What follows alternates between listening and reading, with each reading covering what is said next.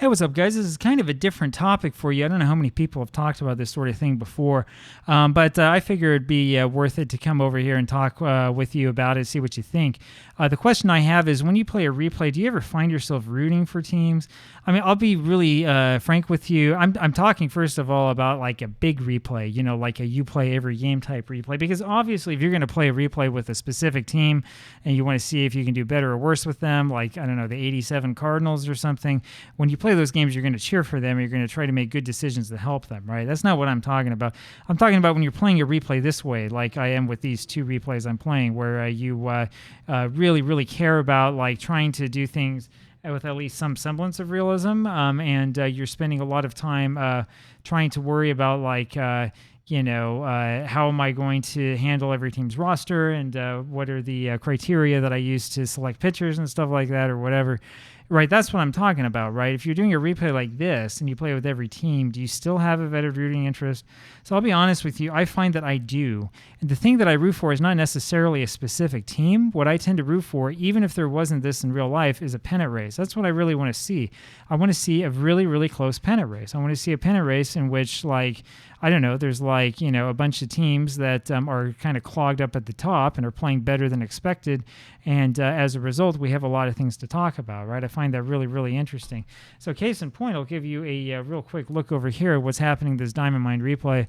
You can see that the Giants in the National League are up at the very top of things with an 8-game winning streak, and there are the Dodgers in third place, also with an 8-game winning streak. Now, normally, we'd expect the Dodgers and the Cardinals to both be at the top. You can see that the Cardinals are under 500, 7.5 games back. The Giants have been awesome, and the Pirates are kind of that other team that we kind of cheer for, sort of secretly, right? Looks like I'll be able to play with them tomorrow, or a day after tomorrow in that game. The nice thing about having this, though, is that there's a lot of interesting things going on. You think to yourself, well, boy, I wonder if the Pirates can do it. I wonder if the Dodgers can really overcome all of these runs that they're giving up, right?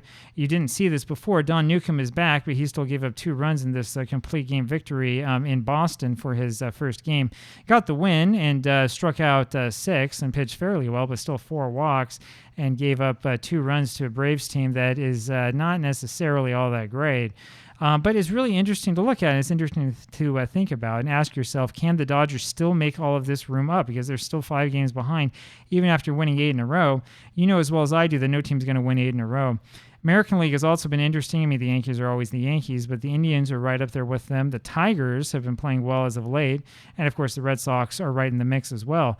That's the thing that makes this interesting. I know that there are a lot of people who will talk about, like, we don't really want to have, like, real life repeat itself in a replay. What we want is something that's different. It's okay if the ratings are not 100% on or whatever, so that we can open this up so that anything is possible and all this stuff.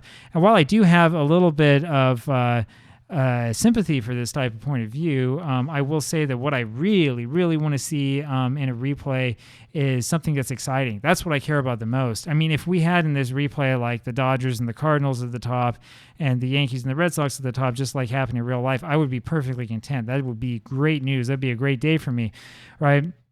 I want to make sure, though, as much as possible, that at least there's enough here to keep me interested, right? That can be difficult if you've played with replays that don't have great pennant races the way that you replay them, right? It doesn't matter what happened in real life. What matters is what happens in your replay.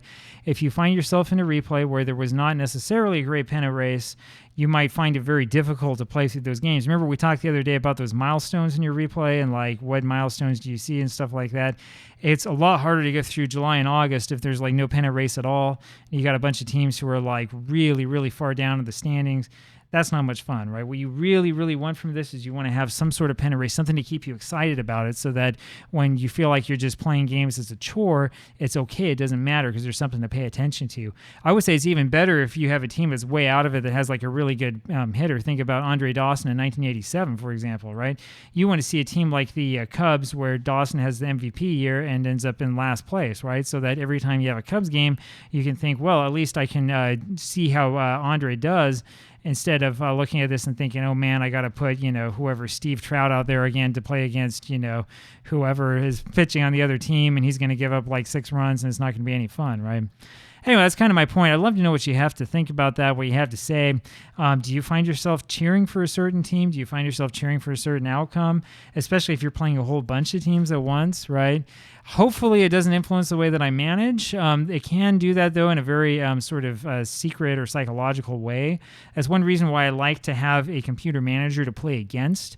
If I'm playing against myself in a game, it's very, very possible that I will subconsciously want something to happen and then might do something that will induce it to happen. So anyway, that's the way that I think about this. Love to know what your thoughts are. Bye-bye.